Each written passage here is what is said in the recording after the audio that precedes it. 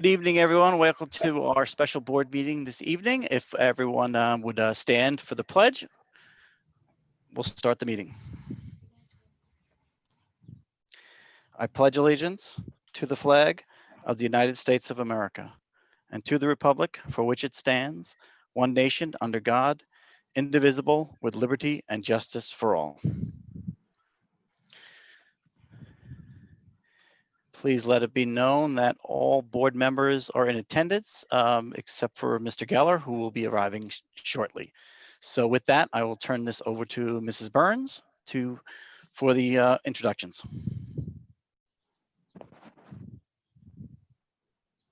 You're muted, Burn. I know. Are there any announcements from any of the board members? Okay. Nope.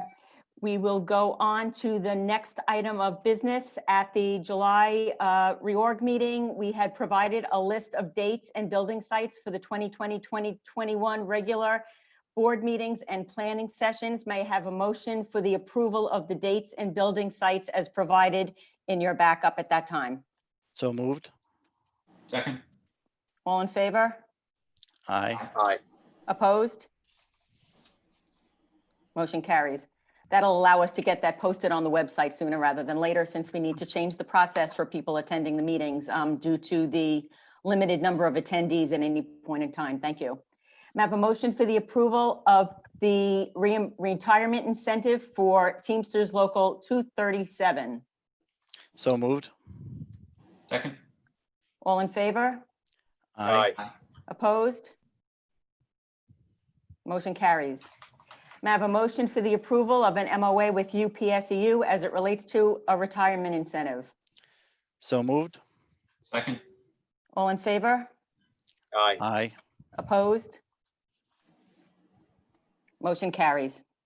I know that both units are extremely appreciative to the board for that consideration, so thank you. Okay, so now we are going to move on to the next part of our meeting, which is, I actually have a presentation I'd like to share. It is a summary of where we are with our reopening plan, which, as you know, needs to be submitted to the state by Friday. And we would like to, of course, discuss it, get it finalized, and then get it up on our website so that we can share it with the community. So I would like to go over some of the components of it with you now in a brief overview. And then there are some critical questions for which we need the board to make some decisions, as some of them require some pretty substantial investments. So as you know, and as I mentioned, the school reopening plan is due by Friday. Every district must post the district plan on its website, and the superintendent, that is me, must affirm that all mandatory elements in the guidance document are addressed. Next week, the governor has indicated that he will be making a decision based on the daily infection rate in the region. And the region is the entire Long Island region, which includes both Nassau and Suffolk counties. Schools will prepare to open if the region, Nassau and Suffolk, is in phase 4, which we are right now, and the daily infection rate remains below 5% using a 14-day average. Now, currently, the infection rate in Suffolk County is 1.5%, and Nassau is similar. I don't know the exact number. That information can be had on the Suffolk County government website. They do post the ongoing, the rolling infection rate every single day. And for the last 3 days in a row, it has been at 1.5%. So we're well below the 5%. We are in phase 4. So we are encouraged that schools will open if we can maintain those numbers. But ultimately, it is the governor's decision. Schools will close if the region, using the 7-day average, is greater than 9%, which would be a pretty substantial number of people that were ill. Okay, so we convened a task force back in June, actually. They've been working for over 4 or 5 weeks now. Over 100 stakeholders participated from throughout the community, including parents that represented some of the organizations within each building, members of the different bargaining units. Over 70 teachers participated. Of course, our administrative team, as well as a number of our staff from some of the other bargaining units. Our nurses have played a critical role in that regard. They broke up into 7 subcommittees. Of course, the largest subcommittee was the instructional subcommittee, which was further divided by elementary, middle, and high school. And they have addressed a number of issues as it relates to curriculum, instructional methodology, and they are also working on assessment as well. We know how critical that component of our plan is. And Mrs. Morrison has been coordinating with all of the subcommittee members to provide the best plan possible for our students, so we're prepared for whatever modality we need to instruct them. The other subcommittees included building procedures and general school operations, arrival and dismissal procedures and transportation protocols, health, education, and communication, that's physical health and mental health, preparing district stakeholders for the return to school, and that's lots of communication, facilities use and activities risk considerations, and personal protective equipment, cleaning and disinfecting protocols. So it was a pretty comprehensive committee, further broken down into subcommittees, and I'd like to take this opportunity to thank the 14 administrators and the cabinet for really helping to guide all of this great work that has been done. Our plan is pretty comprehensive. I think it's pretty concise, and it hits every single point we need to at this time. There's still a lot of open questions, but as we know what we're doing from the state, we'll be able to further finesse that entire process. So we entered this process bearing in mind, why are we doing it? First of all, the overriding priority is the health and safety of our students, staff, and faculty. And every decision that we make, every consideration is keeping that in mind. The mental health needs of our students must need to be addressed. We know that's a foundational skill that needs to occur in order to prepare children for learning. We looked at the feedback on our surveys.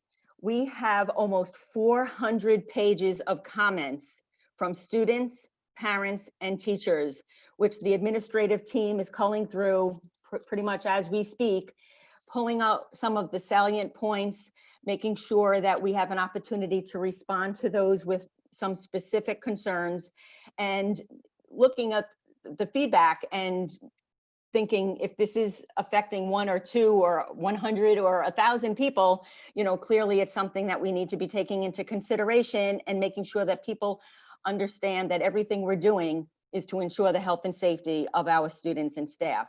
So we're taking those comments very seriously, and we will be sharing them with the public within the next few weeks. And of course, we want to ensure access and equity for all students. Never is that more apparent than when we are dealing with technology and making sure that our students have access to Wi-Fi and that their parents are familiar with and comfortable with the technology. So if we're in the position where we need to go to a fully remote learning plan again, that parents are comfortable supporting their children. So we are ensuring that every single child in this district has a device in their hands, and every single child in this district will have Wi-Fi access. And we anticipate sending out another survey within the month to ascertain where our families are as it relates to technology devices and a few other items as well. So what needs to be addressed in the plan? It's 145 pages of information. Much of it is very, very direct. Much of it are things that we do on a day in and day out basis right now. So it didn't really require a lot of change. It basically specified what the expectations are. And I think that we have high standards in our district. So for the most part, much of it was information that would not be new to anybody. However, some parts of the plan clearly are different than what we are used to. Some of the expectations for health and safety, some of the changes that must be incorporated into our facility structure, and anything of consequence does need to get approved by the Office of Facilities in the State Education Department. We needed to ensure that we are providing food, meals to every single child, whether they are being fed within our school environment or whether they are at home. If they are eligible for free and reduced lunch, we are required to ensure that they get it. If it's a totally in-school learning plan, then of course that's something we do anyway. But if it is a situation where we are on a hybrid plan or a remote learning plan, we are still responsible to ensure that those students who are eligible get their meals. Of course, we are required to transport our students. That is being severely curtailed because of the number of children we can put on a bus. We are trying to come up with various solutions, which we are exploring with Suffolk Transportation, to make sure that we can transport as many children as possible in the most cost-effective manner as possible. We are asking for our parents to transport or come up with another mode of transportation for their children wherever possible. And that will be one of the questions that we solicit from parents on the survey that I referenced a little bit earlier. Of course, that comes with other problems that need to be addressed. We do have community schools that are tucked away in some of our neighborhoods, and we certainly don't want to overrun the neighborhoods with hundreds of cars on any particular day. But we do recognize that we do need some alternative modes of transportation. We want to ensure that the social, emotional well-being of our students are addressed. There's some pretty comprehensive counseling protocols in the plan. There are a variety of school schedules that we need to consider, whether it's at the elementary, middle, or high school level, and depending on the schedule. Of course, there are always budget and fiscal considerations. One of the key components of the plan is to ensure that all students are in attendance every day and that the district addresses those with chronic absenteeism. We are required to take attendance for every child every single day, despite the mode of attendance. So whether they're home or they're here, we need to account for the student. I mentioned the technology and connectivity earlier. I mentioned Mrs. Morrison and the teaching and learning piece of the plan that is quite comprehensive. We are required, of course, to ensure that our students with disabilities receive the education to which they are legally and ethically, should receive. Our bilingual students, of course, need to ensure that they have all of the support that they need. And in the case of our life skills students, our students in our small class settings, whether it's 811, 1011, 1211, 1511, and our English language learners, regardless of the model that we use, if it's a hybrid model, they would still attend school every single day. And of course, we have staffing and human resource considerations, and that is a huge piece as it relates to making sure that our staff has the knowledge and the materials that they need in order to successfully work with our students. If anybody has a question, just interrupt me because I can't see your hands going up or anything like that. So, okay, so what do the experts say? And when we say the experts, we're talking about the Centers for Disease Control and Prevention and the American Academy of Pediatrics. They are not necessarily on the same page in every single situation. For example, the CDC encourages 6 feet social distancing. The American Academy of Pediatrics is willing to go with 3 feet of social distancing. But the bottom line is that our decisions, as I've said a couple of times now, need to make sure that they promote the health and safety of our students and staff. We know that our schools reflect our community and the community reflects our schools. And it's important that the decisions that we make are those that our community can accept and feel good about, and sending their kids off to school every day. It's a stressful time and we recognize that. But we also recognize it is critical that children get back to the school environment. And one of the reasons that we hear now from the Department of Health and the CDC and the American Academy of Pediatrics to work in every way possible to figure out ways to mitigate the risk.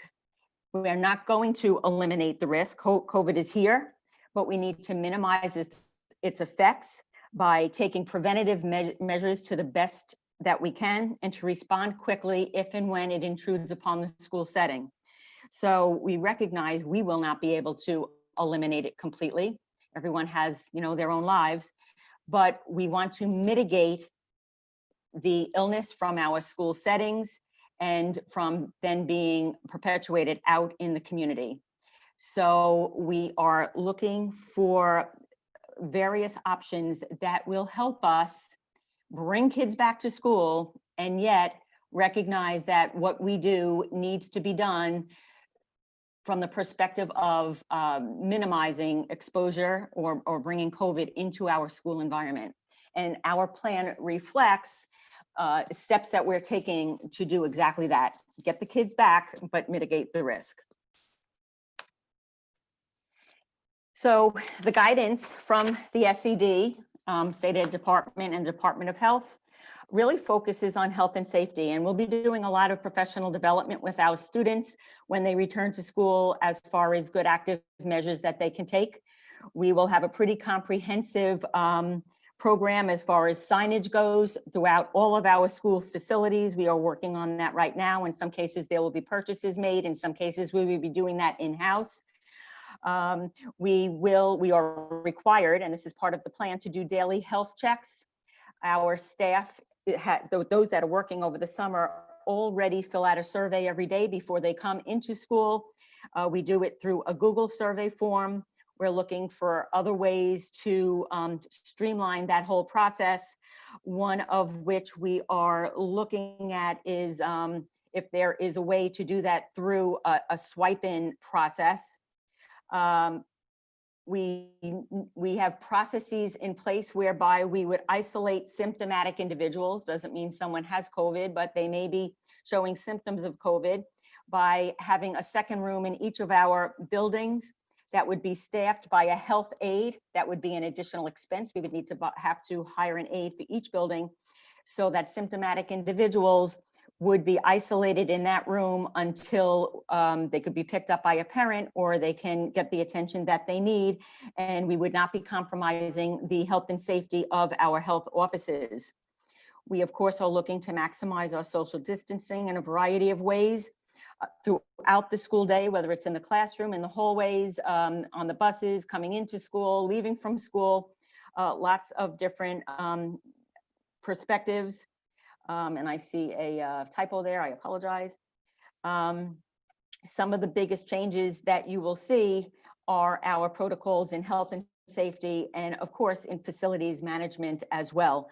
So Mr. Bassi has been working with his custodial staff to review cleaning protocols, which also need to be turnkey to the entire district staff, and we do have over 700 employees.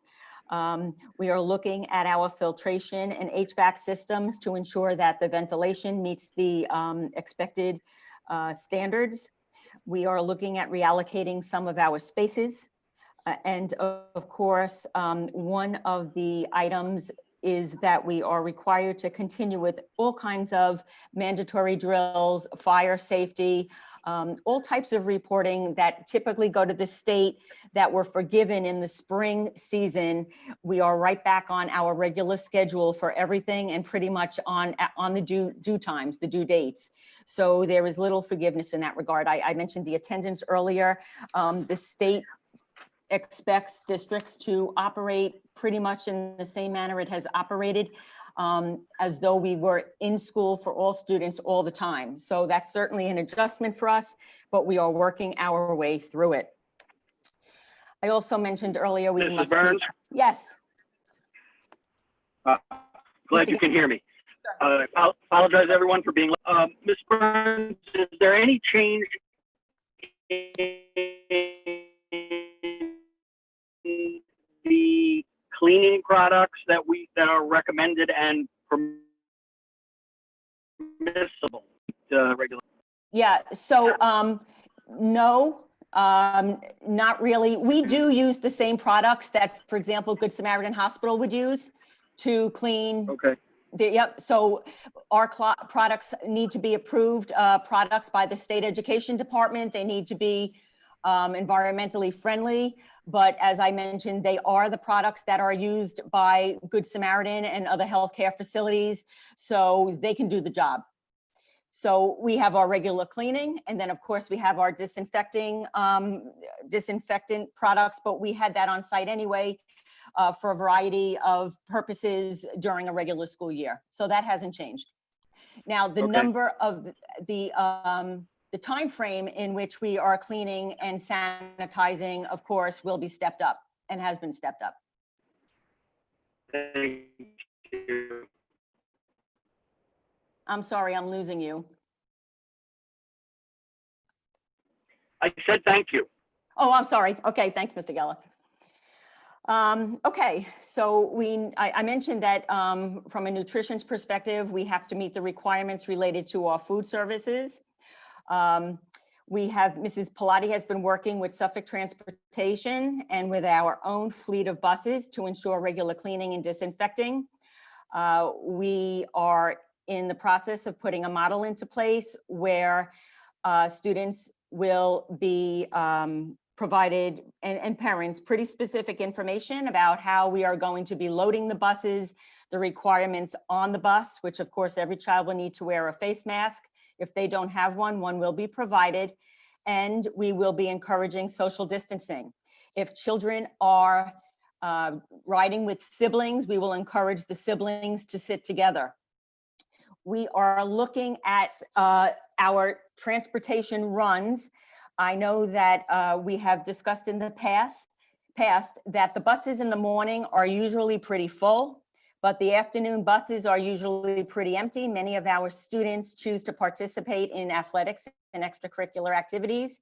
We're not sure what that's going to look like this year because athletics isn't starting until at least September 21st, if we're fortunate. And some of the other extracurricular activities will not take place in the manner that they have in the past, just by virtue of the fact that those activities are being discouraged by the state. And that would be, unfortunately, things like a musical or a drama production and things like that. So we're not sure what the afternoon runs would look like, but in answer to a question that had come up last week about cutting back the buses in the afternoon, the runs are mirror images of each other. So if we are purchasing, for the sake of argument, a bus run in the morning, you have to run a comparable run in the afternoon. We couldn't run, say, 20 runs at the high school in the morning and only 10 in the afternoon. Unfortunately, we don't have that prerogative. As far as social emotional well-being goes, we have a pretty comprehensive mindfulness program, as you know, and we have been spending much time over the last few years putting together a program, a counseling program, a mindfulness program that supports children, their social emotional learning. And that is a very good balance to the physical and the academic part of our children, encouraging the growth of the whole child. We are fortunate that we do have that program in place, but we also know that we need to step it up in the upcoming school year. Kids have been, by the time they come back, will have been away from the school environment for 6 months.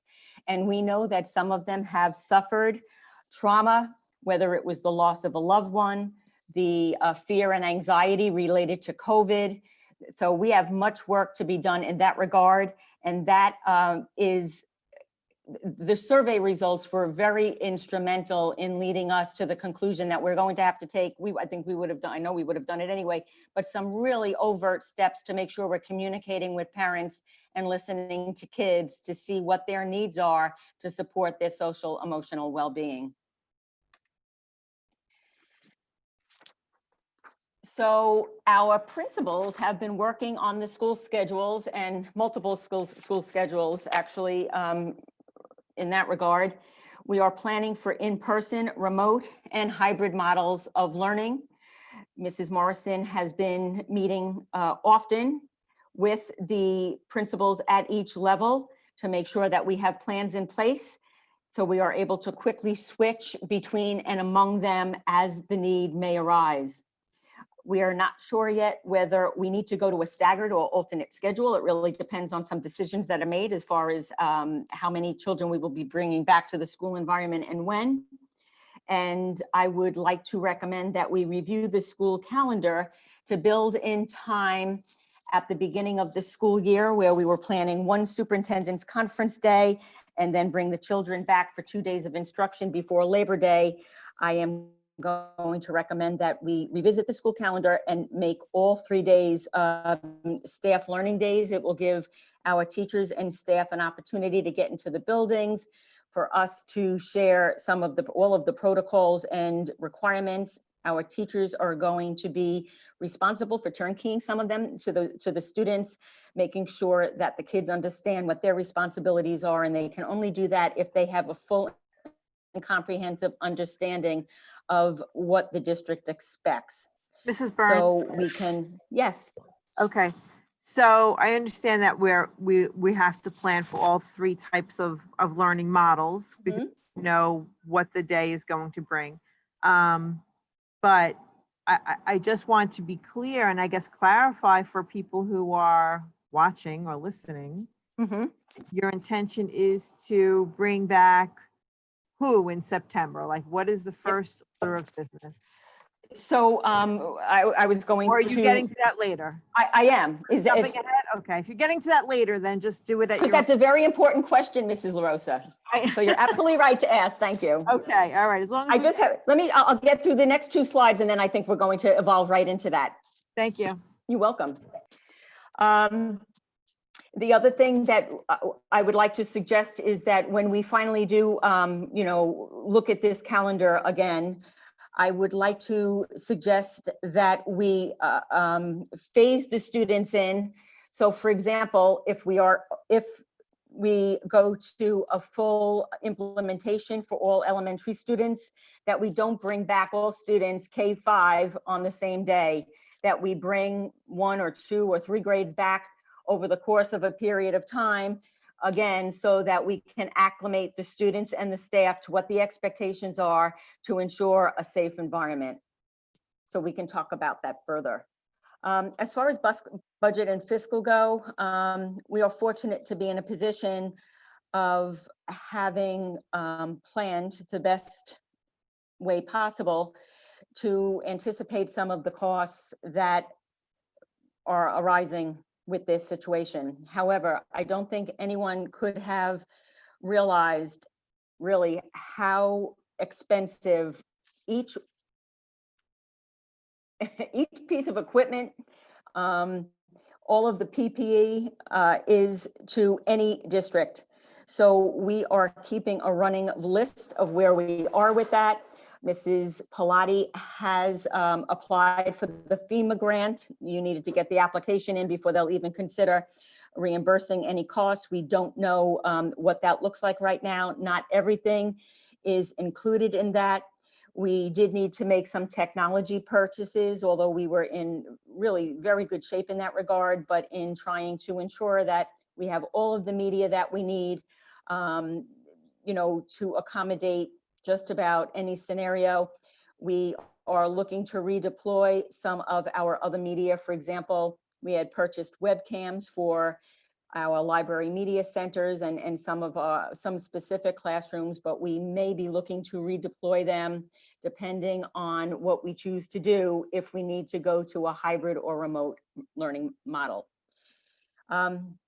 I had mentioned the technology and the connectivity already. One of the things that the plan does request or demand actually is that there is adequate access to a device and broadband for both staff and students, and that students have multiple ways to access learning. So what that means is there's no single right way to provide instruction. It can be done in a group of 25, it can be done in a group of 10, it could be done independently. It can be, through writing assignments and through independent lab assignments. But the main part of the plan does need to ensure that there is regular and daily contact between our teachers and our students. And that doesn't mean every teacher and every student every day, but it does mean that every single student has teacher contact every single day, whether they're sitting in a classroom or whether they are home engaging in remote instruction. Okay, our ELLs, our English language learners, will continue to receive all of the supports that they currently receive, and they will be in school every single day for in-person instruction. And as I mentioned earlier, that would be the same thing for our students that are in our self-contained, our life skills classes. And finally, I mentioned a little bit earlier, the athletics and extracurricular activities. We really need to reevaluate what we are doing in that regard. If we can run them as virtual experiences, I do think that there is some benefit to ensuring that children have those experiences outside of the school environment. And we are hopeful that we will see our athletic season kick in at some point in September. If not, the section and New York State Athletics has a plan to then reschedule all 3 seasons starting in November. So we would be able to see all 3 seasons. There would be no championships for the fall season, but we will be happy just to get our kids back out on the field and back into all of our extracurricular offerings. So to Mrs. LaRosa's point, there's a couple of things that we need to consider. First of all, should the instructional calendar be revised to provide 3 days for staff development before students return to school? I will be exploring this with the administrative unit and with our teachers, with WIDA, within the next few days. But I do think that there is great value in providing a few days for people to get their sea legs, get back into their classrooms, many of which will have been stripped of a lot of the materials they typically use in order to accommodate our children. We have an awful lot of stuff in our rooms, a lot of furniture. If these things are superfluous at this time, and they typically would not be, they're necessary to instruction, but if we can store them elsewhere at this time in order to get more kids back in our schools, that is something that we are investigating. We also, as I mentioned earlier, should student return be phased in at each building? And then to Mrs. LaRosa's question, should students return to school for in-person instruction every day? So I'd like to open those 3 questions up to the board for discussion. The plan right, so the plan right now is K-5, if we can get the kids back in every day. Our goal is to get our students back in. In this district, we are blessed with rather large classrooms and small class sizes. So most of our classrooms at the elementary level, K-5, K-6 actually, are 800 to over 1,000 square feet. So we have a lot of flexibility in that regard as far as getting kids back into the classrooms. The guidance says that if you can not achieve 6 feet of social distancing, that you should have a barrier, which would be a plexiglass screen. I do have a picture. I don't know. I could take that down and show you what I'm talking about.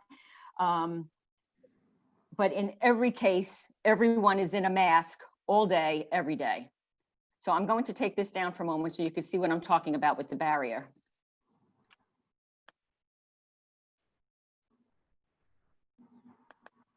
Now, the Roslyn School District has used these. Can you see this picture? Yes. Okay, good. They've used this now, I guess, for some time. Elisa, do you know how long? I know I saw their business official had shared this, and there's a couple of different models. Some of them are not pretty. We are not allowed to use plexiglass. They have to be polycarbonate. Again, plexiglass does not comply with the fire regulations for the Office of Facilities of the State Education Department.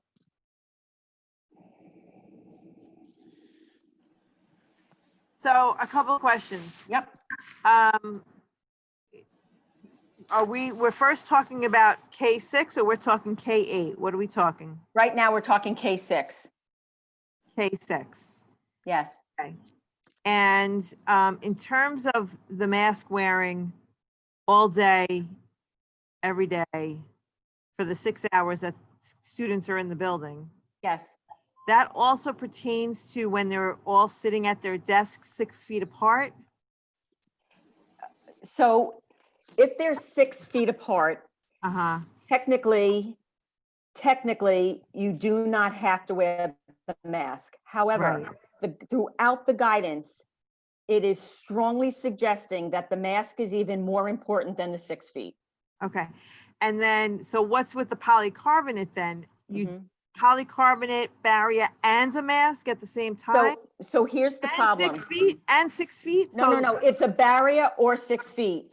If we go to 6 feet, we cannot get more than 15 children in any room in this district for all intents Okay. and purposes. So we're going to need to double our elementary staff.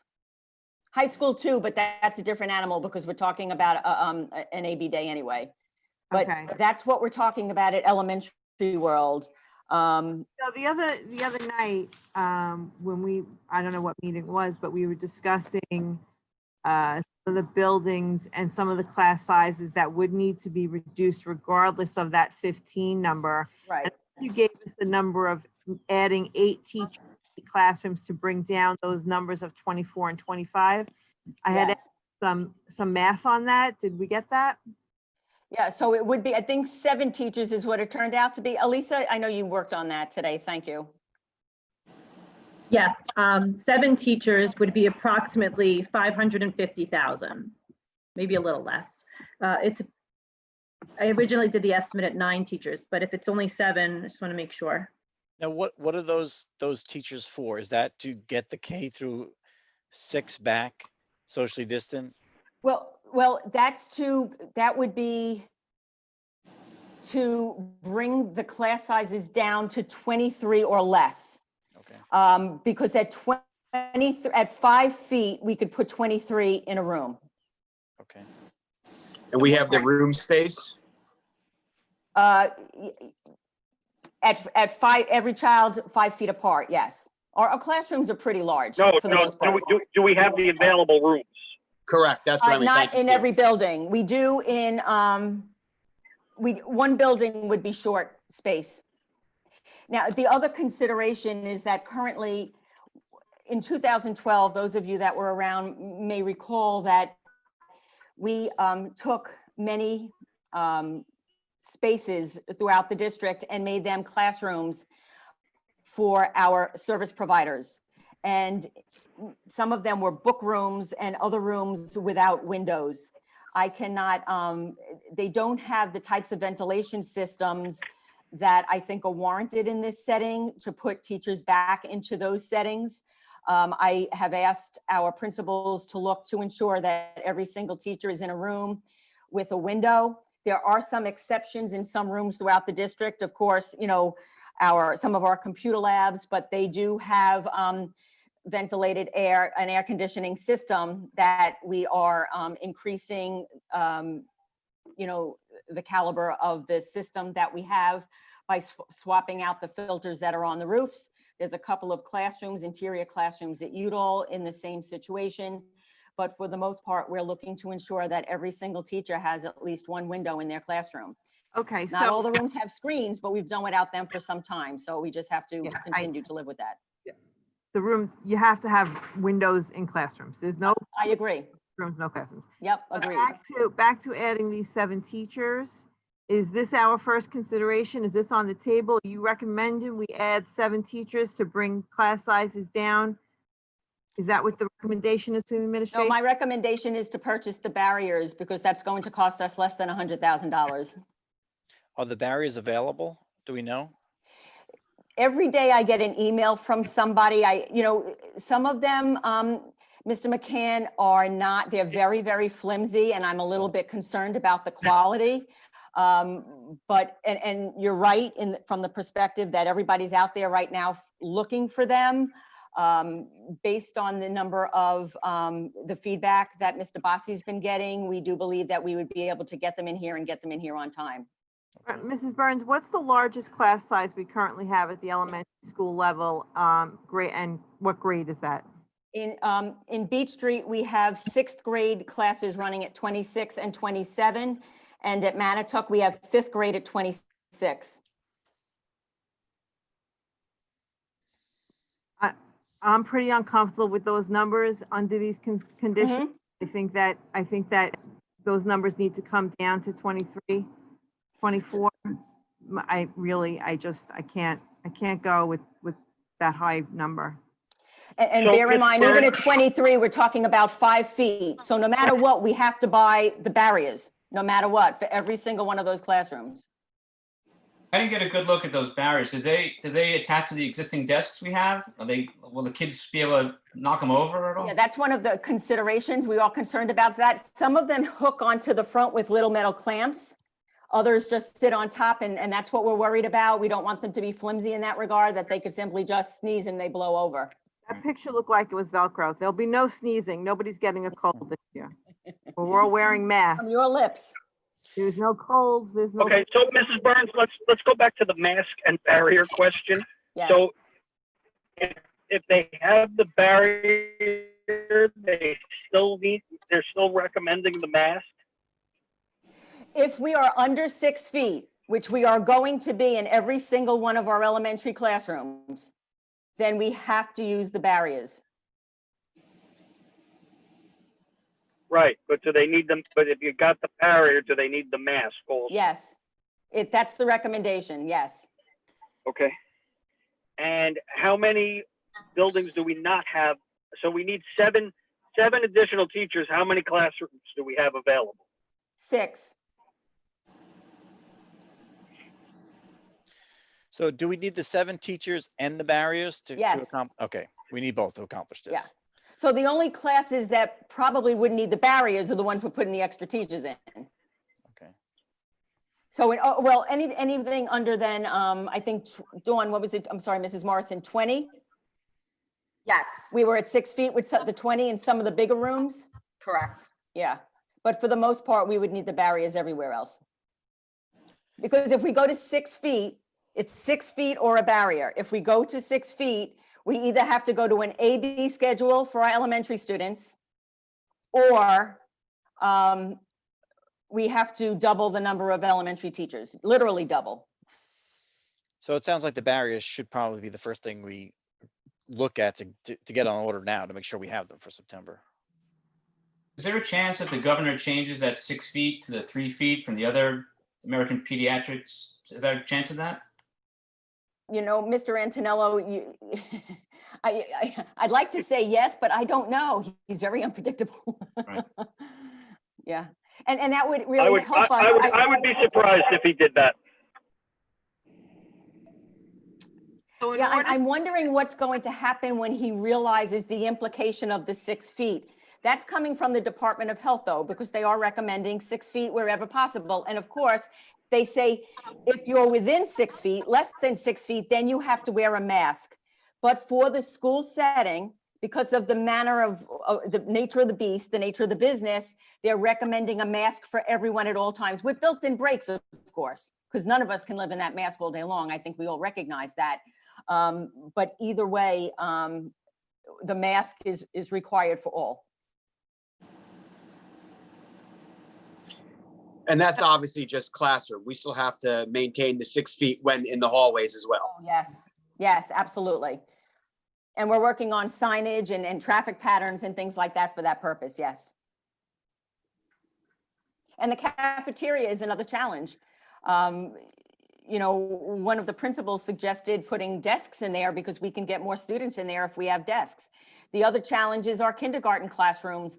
If we stay with the trapezoid tables, it severely limits the number of children that we can get in the room. So we are looking to see if, and I know Mrs. LaRosa, this is going to kill you, but if we put desks in the classrooms for our littlest guys, because we'll get more children in the room.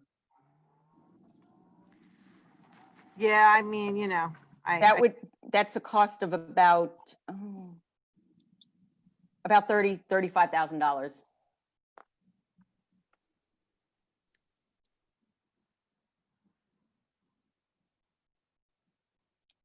So as far as K5 or K6 go, what would you, in which direction would you like us to head?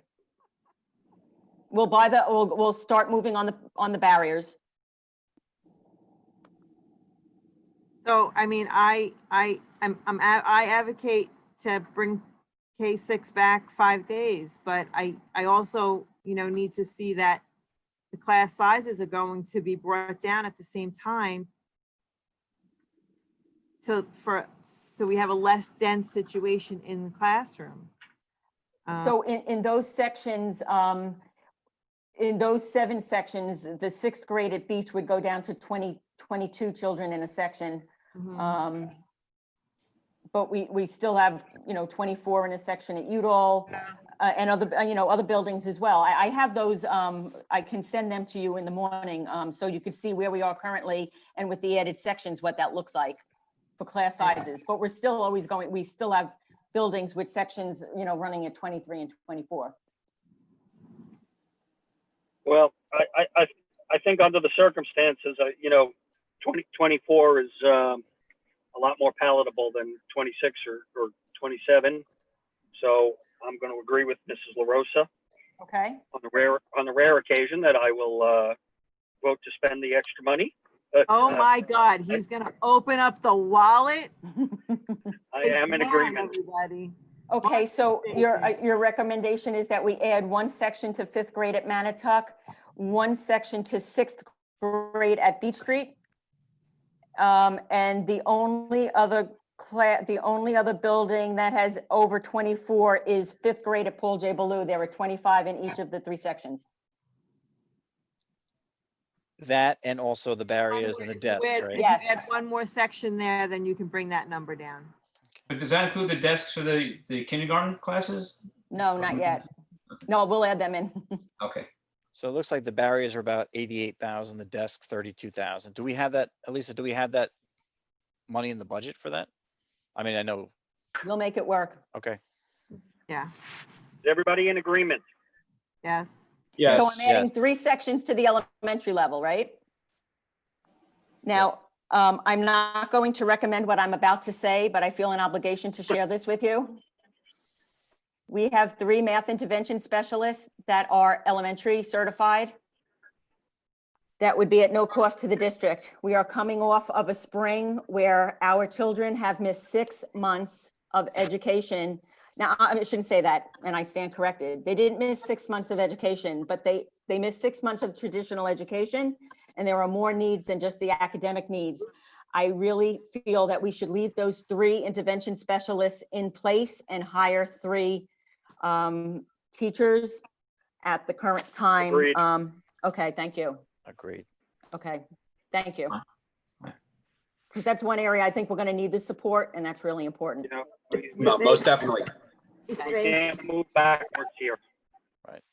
And so our assumption is the 7 are temporary for a year and then reevaluate? Right, We're just adding 3, right? Not 3. 3, That would be the assumption, Pete. Okay. yes. Okay.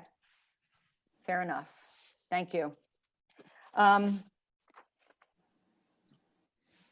The next question is about, actually, it's the last question, I think. Let me just go back to this.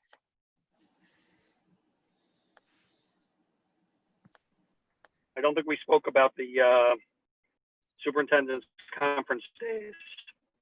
Yes. And I'm required contractual to negotiate that with WIDA. We are meeting with them tomorrow. But I think this is critical. So what is your? So, obviously, pending your discussion with WIDA, one of the things that I heard. I'm sorry, Steve, I'm getting an echo there and I can't make out what you're during saying. the planning committee. I'm gonna text them, Bernadette. Okay. Was the need for communication. Okay, what the planning subcommittees? I'm sorry, Steve, I think I missed the beginning of your question. All right, I'm going to try it one more time. Can you hear me? Okay. Yep, now I can, yes. Okay. What I'm saying is that one of the things that I heard a lot during the planning subcommittees Right, from the teachers was the need for additional communication prior to school. Yes. To talk about, what the kids were like, what they learned, that sort of thing. So pending. Did you hear me? Yeah, it went out, but I think I know the gist of it. So you're suggesting we move Okay. forward. I asked Tricia to mock up the schedule today so we had something to share. Okay. So the only thing that would change is election day. Of course, we cannot have children in school on election day this year. It's a presidential election. We have a superintendent's conference day scheduled for December. We can only run 4 in a year. So we would convert that to a teaching day. The purpose of that day was supposed to be parent-teacher conferences, which would be virtual this year anyway. We don't anticipate bringing anybody into the schools for any purpose. So all of our other activities, our typical parent-teacher activities, whether it's open house or conferences, would be held virtually this year. So we would just convert that day and make sure that we do a little workaround so that we can ensure that parents and teachers have an opportunity to communicate at some point during that first week in December, if that works for everybody. Right. I can tell you also that Mrs. Morrison and Mr. Taylor are in the process of working with our administrative team to come up with some PD opportunities in August as well, particularly in the area of technology and some others, you know, whether it's a 1 hour PD or whatever the case may be. So we are trying to be very proactive and very thorough so that people come back to school, you know, with a comfort level that will really support what we're trying to do to support our kids. Bernadette, can I ask one more thing? Sure. Regarding students who are, have a compromised immune system that, Yes. you know, parents are electing not to return to the classroom setting. Will they then be encouraged to file for homeschool, or are we providing some virtual separate, you know, Yep. what is that? So if,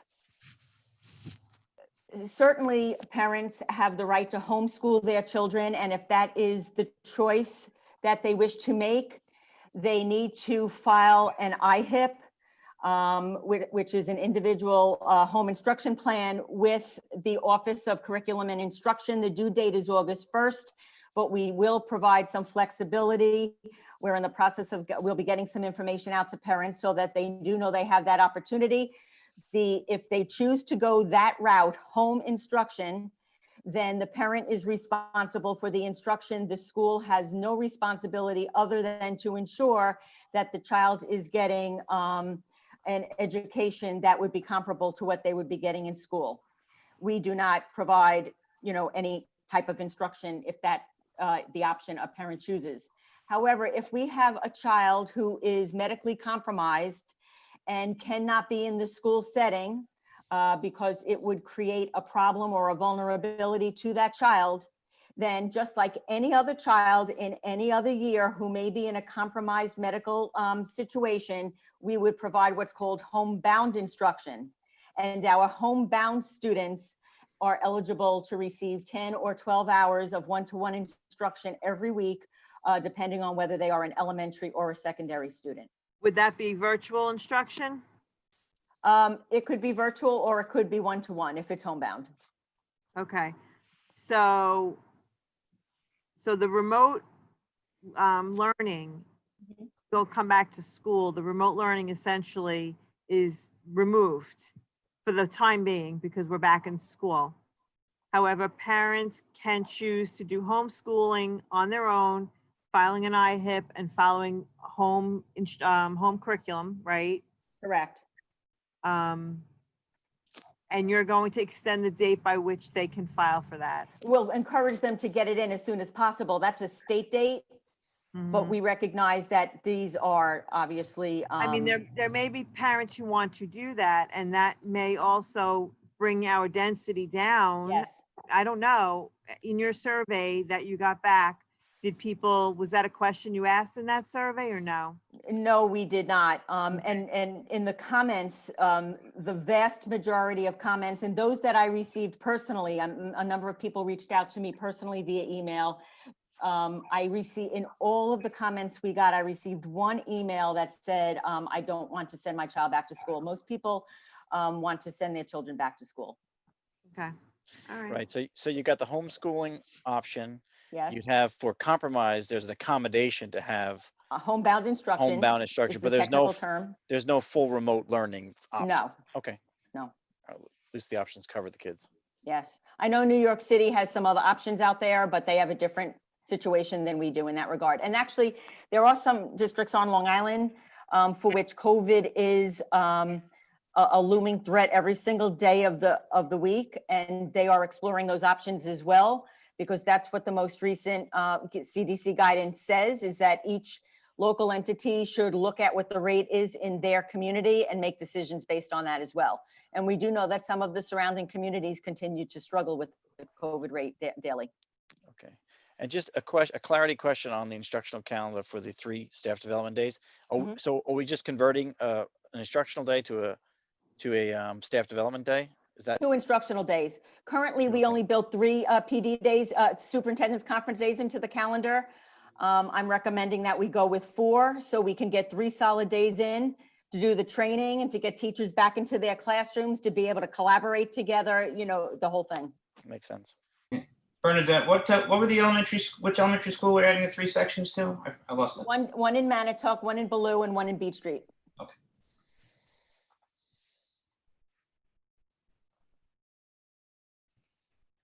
Okay, so now we need to talk about 7 through 12. We have, 1,400 students in our high school. And no matter how we look at it, it is very, very difficult to anticipate. It's not so much all of the kids in their classrooms, but it's all of the students moving about the building on a day-to-day basis. A number of the classrooms at the high school are smaller in dimension than some of our other buildings, ironically.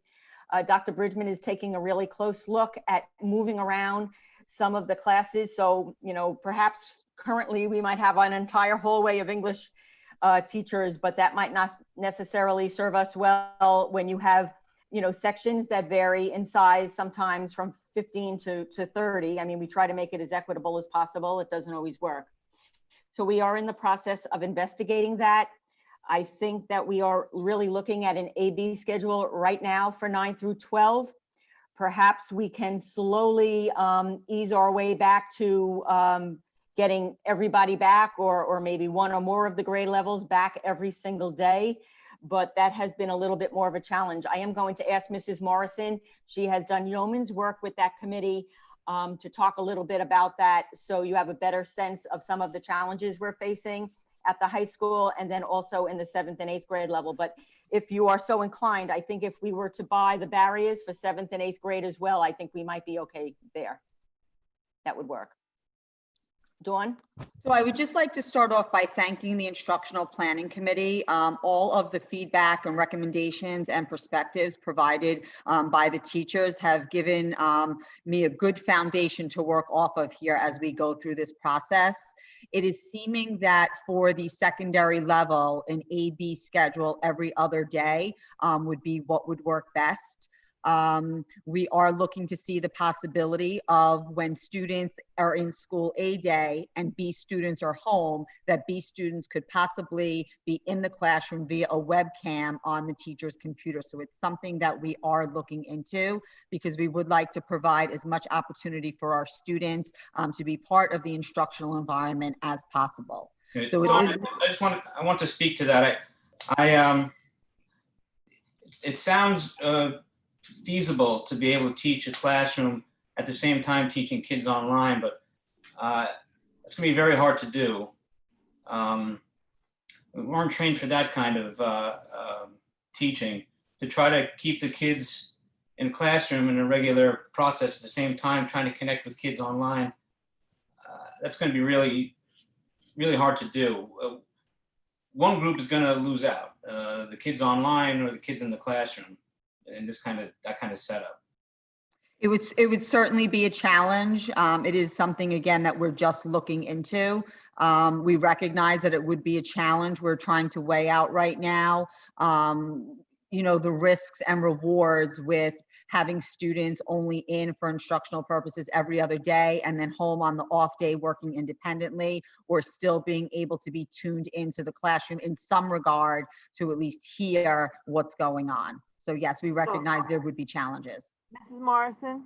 If I Yes. could clarify, so you're suggesting that 9 through 12 go each student 2 days a week, is that right? Well, what we would do was we would do an A day, B day, but it would be 2 consecutive days A, 2 consecutive days B, 2 consecutive days A. This way we could account for blue and gold. So if you're in the A group, you have a blue day and an A gold day, B blue day, B gold day. Right. And that would allow over a series of 4 weeks, each class would meet 10 times. So sometimes a class would meet 3 times a week, and then the next week they would meet twice a week. Okay, so, all right, so you get 3 days and then 2 days, 3 days and then 2 days, is that right? Correct. Okay, Yes. I see what you're saying. And And as far as the webcam, if I can just say, by putting the webcam in the classroom and having the student who's at home able to log on and see what's going on and hear what's going on in that particular classroom, to either review the lesson that they've already gotten, I would assume, or if any new material comes, you know, organically about just by like questions that are asked in the classroom on that day that weren't asked the day before, the student is really just listening to what goes on in the classroom, right? There's no, it's not meant for the teacher to directly instruct the child that's at home. It's really just meant for the child at home to listen to what the lesson is going on in that classroom when they're not there. And their peers are learning and they're at home. They may have already gotten that lesson the day before, but they can hear it again. And they can also, you know, hear other questions that might come up in the classroom. Rich, I make you or am I not making sense to you? It would assist. One of the concerns that came out of the instructional planning committee was the ability to be able to complete and get through the curriculum. So this just came up as an idea that would allow the teachers, especially at those higher AP, IB levels, to keep moving with the curriculum and keeping students as in tune as possible, given the current circumstances, but recognizing there would be challenges and it certainly would not be perfect, but it would allow, we would hope, provide teachers with more of an opportunity to continue forward with the curriculum I just see it as a resource for the student who is at home to be able to log on into the classroom and hear, again, either the same thing they've already heard or going on to the next level in the curriculum. I don't. Well, I don't think it would be the same thing they already heard. The idea is to make it so that everybody's there live one way or the other. So I don't think they would have heard it already. Okay, so that's not how I'm understanding it, but. No, Anne Marie, what you say actually, I think makes a lot of sense. And what Rich is, I think, trying to say is, Yeah. you know, teaching, Yeah. it's something's going to get watered down. So if the kids are just rewatching the same lesson, they Yeah, might hear something they missed or hear another question. right. They That's wouldn't- how I see it, but. they wouldn't necessarily be watching the same lesson, because that would be the teacher then repeating a lesson 2 days in a row. Right. The curriculum would keep moving forward. I don't think I would agree with that, Dawn. I really don't think I think that we'll miss a lot of kids that way. Well, it's putting a lot of pressure on them and the parents, I the don't kids know at that home. that would work. Right. I don't know that that would work. There's so many issues with logging on from home. So you're talking about them being, you know, in front of that computer for their classrooms Right. in every period, right? It's different when you're sitting at home at your dining room table watching that over a computer screen than when you're walking the hallway and walking into a classroom. I don't. But how are you going to go I like my curriculum? idea. I like my idea though. Let's go with that. So Anne Marie, you're suggesting to have teachers teach a day, and then the next day, the kids that are in school are going to hear the same thing that they learned the day before in school, and so that the kids at home are hearing a repeat? Is that what you're suggesting? I'm not suggesting it, you are, because you're keeping kids home 2 days a week. They can't, I don't think the expectation is that the curriculum goes on as it was. It can't. It cannot. No, I think if you're I going don't see how. AABB, if you're going AABB, you teach the same. B gets the same as A did, right, Rich? Yeah, but what you would do is, I guess you would give, if you don't want to do it, if you want to do it the way you're suggesting, that the work that the kids would do at home would have to be different. And the work that you're teaching in class would be the same for all of them. You'd have to create two different Okay. lessons. If you didn't want to do, if you didn't want to do live at home. I mean, I'm not a secondary teacher, so I can't, it's out of my wheelhouse, but so I'm probably not explaining myself correctly. But Would you like me to pull up a sample of the schedule? I do hear the secondary parents screaming in my ear right now. So I mean, Would you like me to pull up a draft of a schedule, Anne Marie, to Sure. show you? Yep. Okay,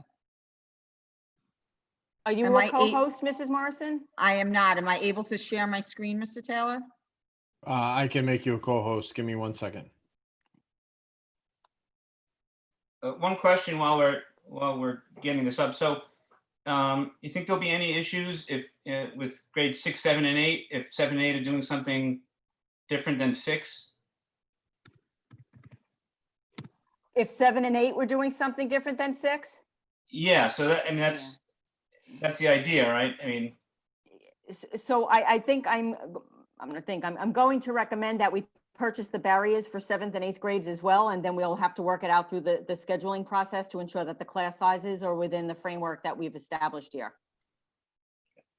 So in effect, Mr. Antonello, 6, 7, and 8 would also be in school full-time. it would, right? Okay. So this is an example of the schedule. If you see here where my pointer is, there would be 2 A days and then 2 B days in order to account for a blue day and a gold day. So if a group A student only had a class on a gold day, we want to make sure they get that class. So within a 2-week cycle here, each class meets either 4 times or 5 times, but by the end, and maybe I should shrink this a little bit so you can see it. Each class would meet a total of 10 times. See, but it's 2A, then 2B, then A, then B, so that we can fit the blue days and the gold days in. So while a teacher is teaching group A, is the group B that is home virtually learning what group A is learning in school? That is what I was talking about, yes. Okay. Or So the it other really- option is when group A is in school learning, group B could be home working independently on, a group-based project, on some type of assignments, on preparation work for, learning future lessons. It could go that route too.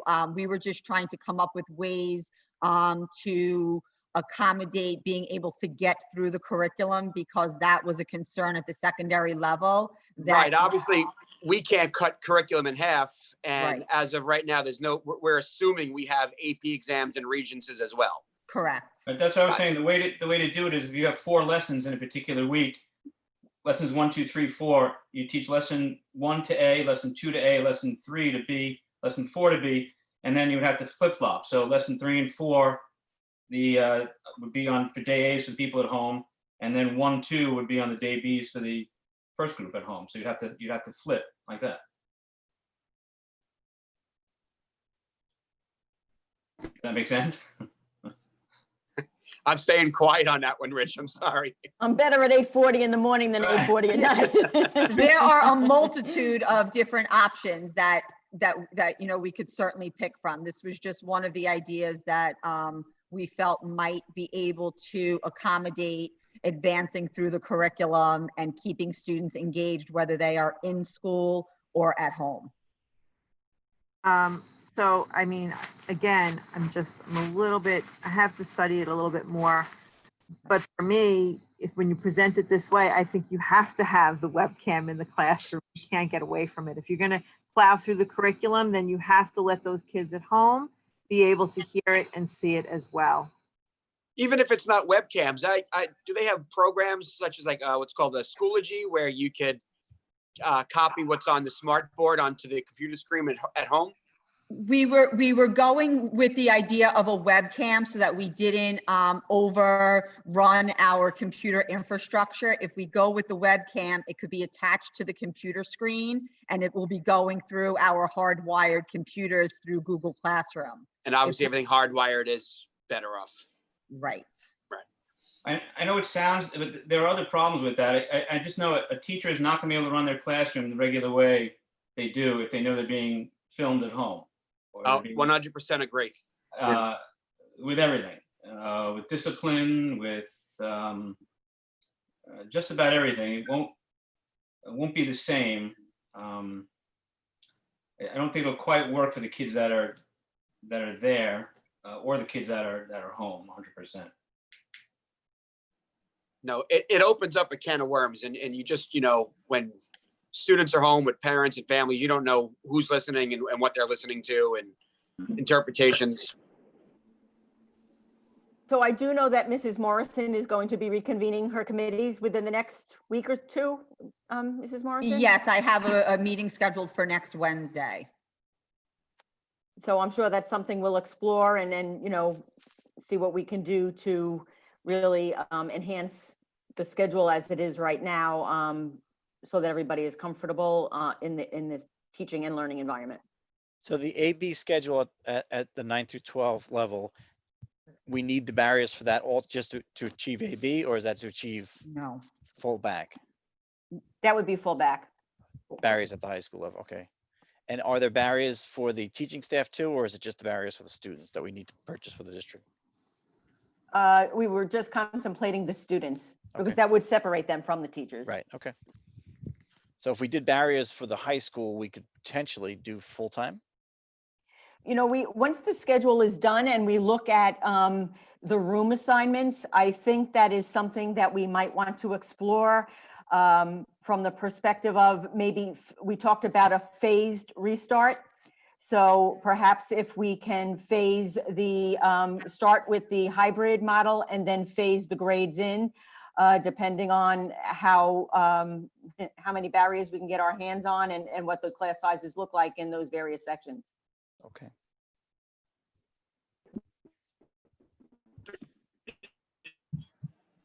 So would you like,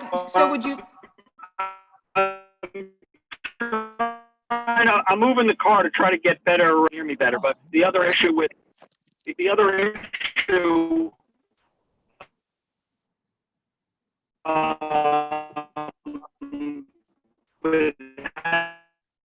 Steve, you're really annoying. Text me your question. We can't hear you.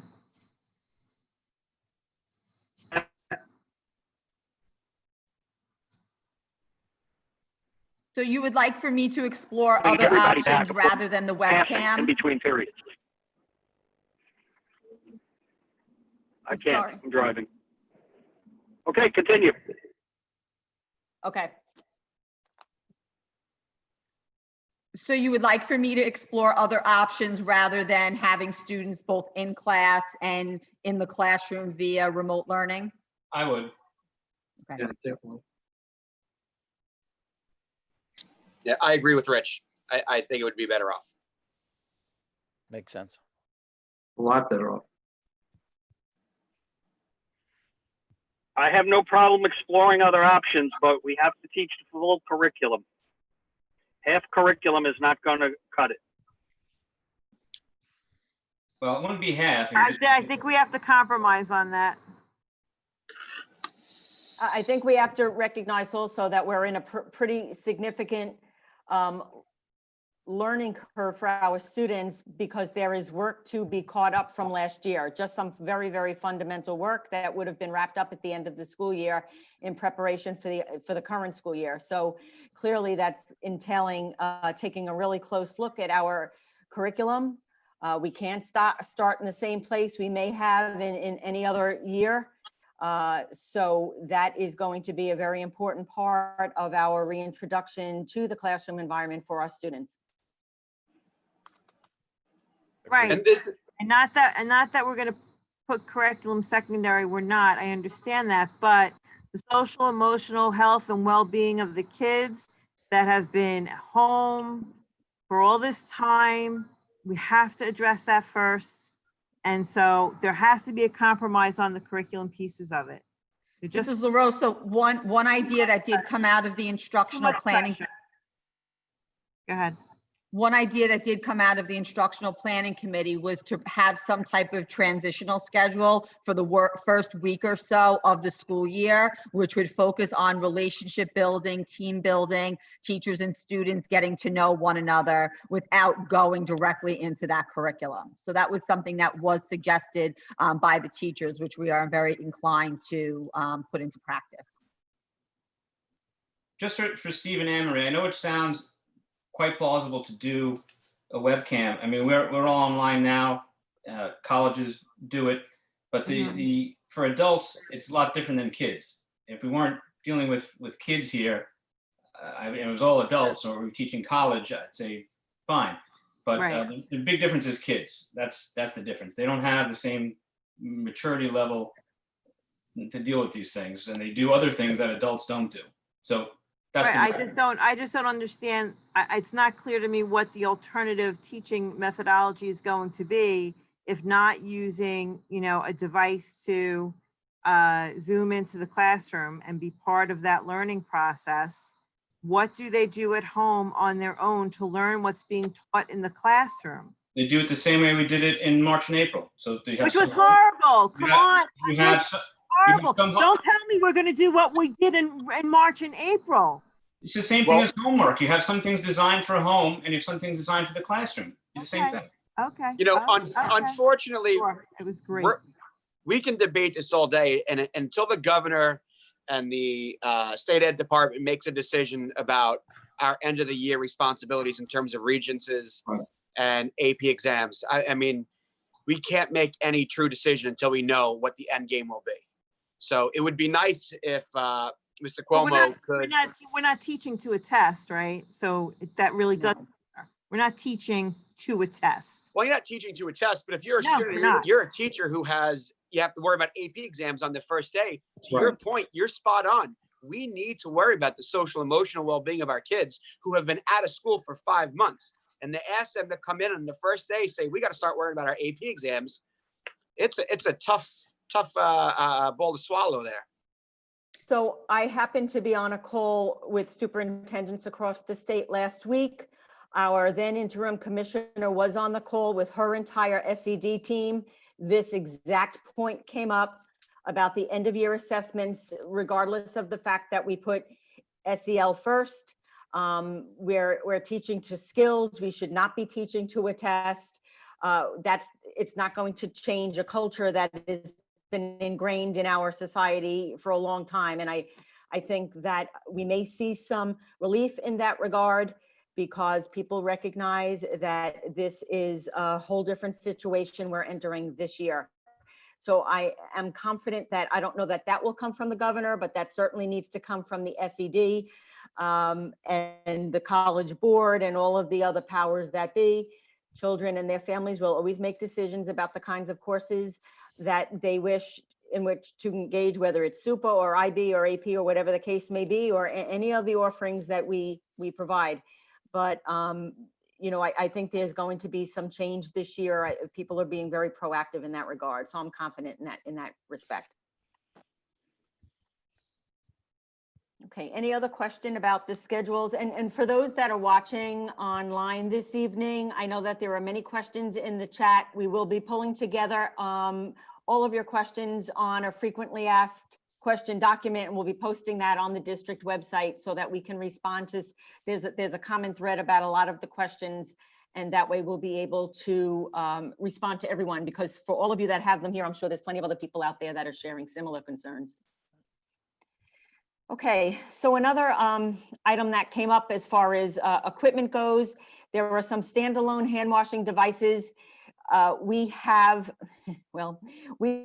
bathrooms in most of our elementary classrooms, and in all of our elementary classrooms, we have sinks. We currently have a situation whereby, due to COVID, The sinks in the Bayview and Blue buildings have been removed. We were in the process of replacing all of the vanities, and we just found out actually today that they have a problem with getting that the equipment to us on time for September. So that's something on the radar. We're going to be pushing very hard, obviously, to get that completed, but we also are going to need some alternatives if we do not have sinks in those elementary classrooms. That being said, we have, a rather large population at the high school, at the middle schools. If all students need to use the gang bathrooms at the elementary school, so we do need procedures in place for kids to wash their hands regularly and certainly before and after lunch every day. We will be providing sanitizing gel in all of these locations, but there is no substitute for hand washing. So Mr. Bossi had suggested, he had discovered some standalone hand washing devices, primarily for use at the high school, but certainly for the middle schools where your lunch populations may be larger than elementary world, where they have some other options for hand washing. So I don't know if the board would be interested in that. They vary widely in cost. Some of the real inexpensive ones are about $100, and I would suspect that probably nothing more than a water bottle. And then there are others that obviously can be in the thousands. I don't know if that's something you think is worthwhile to explore. Maybe, I don't think maybe get some pricing, just to let us know Right. what that Okay. would kind of entail. Yeah, it doesn't hurt to explore. Okay. And the other thing we're looking at some options for lunchtime. I know that a number of districts are keeping their children in the classrooms for lunch. That is certainly one of the options. We do believe, in the interest of giving kids some of that breakaway time and space, we would like to get them out of the classrooms during their lunch periods, or at least if we can't fit all classes in at a specific time, rotate them so they're not staying in that same classroom all day long. We were wondering whether we might look into outdoor tents for either the courtyards or some of the outdoor spaces outside of our cafeterias, where we may be able to rotate some classes in. That would be not only an expense, but something we would have to go to the Office of Facilities, because they would have to be actual fixtures on our school grounds, and we would need permission to do that. We don't want anything blowing away. We're talking about an actual closed tent for kids for kids to eat. Is that palatable or no? I mean, I particularly like the outdoor environment for children, even for classrooms. I think that, not classrooms like, formalized classrooms, but having areas set up outside where classes can go, I think might be thinking outside the box. I'm currently doing that with my little ones, and it's working out very well. So I would like to explore more outdoor space if we can, weather permitting, of course. I would agree, at least exploring it, because it give us some more options to space. Mhm. Agree as well. Okay. I know Thanksgiving at my house, they all stand outside anyway, and it's freezing out, so they're really happy. Okay. Let's see. I think we covered all of the other items on the list, unless there is something else that anyone would like to discuss.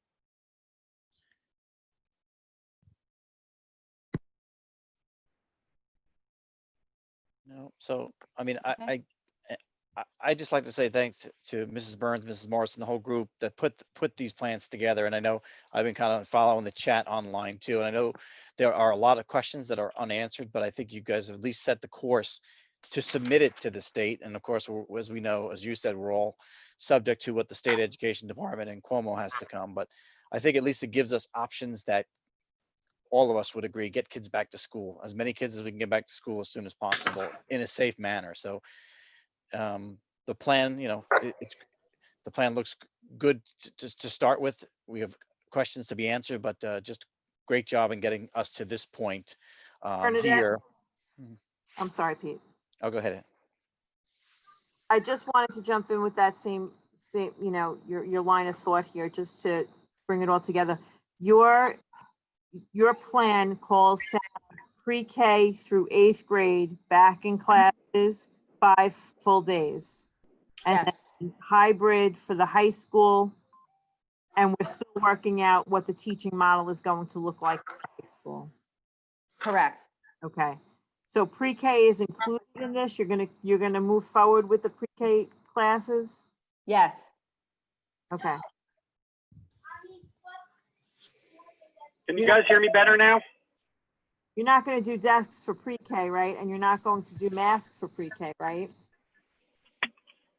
Well, we were going to explore potentially something, but I'm sensing that that's not something you would want us to do as far as. Well, here's I my don't- thing. Here's see- my thing, because everybody here knows I work with kids from 2 to 5 years old, and we're not mandated masks for our kids when they're in program. So I don't know why pre-K would have to wear masks if they're not mandated.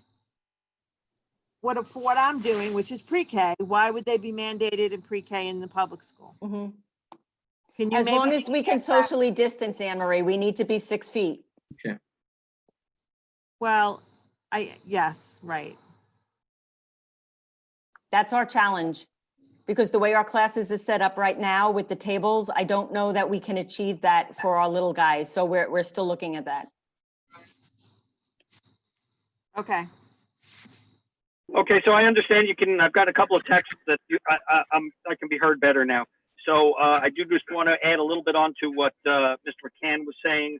I did have the opportunity to sit in on most of those committee meetings, and I thought that the level of discourse was extremely high. I want to thank all of the Mrs. Morrison and Mrs. Fulton and all of the committee chairs, as well as all the teachers, staff members, and the parents as well that participated.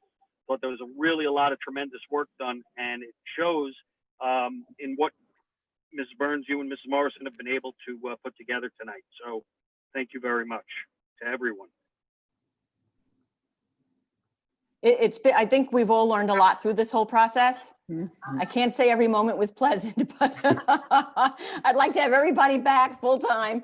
But we're working through it. Was there anything in particular in the plan you wanted us to revisit? I had highlighted in red some of those, most of those things, I think all of them that we discussed tonight to make sure that we covered those things that were kind of up in the air. So I'll go back and amend it tomorrow, revise it and get it back to you again. I think Right. the sooner we could get it to the state, the sooner we can get it to our community members so that they can all see exactly what we're, thinking. No, I think the basics are there. I think some of the questions that are coming in are just about safety, the protocol and procedures, which I know we can get out and communicate back, once you have that more in depth. But Yes. I would just like to say, looking at the live feed, over 400 and something people dialed in. It's a community effort here that's taken place. And it's nice to see, we've got a lot of different opinions and different process of what we're trying to accomplish here, but it's coming together in some fashion as we're limited by a pandemic, which is nice to see. And I do think that some of those questions will be answered in Appendix A. We tried to break out the protocol, so it was very, very clear about what would happen. Today, I sat on a meeting with the Suffolk County Department of Health and some of my colleagues, and we have requested some very, very clear guidance about what will happen in the event there was a COVID case in school, whether it be a staff member or a child, or perhaps a child is living at home with a parent or a sibling who may be affected. There will be a very, very clear protocol to follow. And we want to make sure that everybody understands what that will be. I think it will put some people's mind at ease. Mr. Taylor is in the process of pulling all of that together. There'll be a little bit of a handbook, not only for our staff members, but also information provided to the community as well.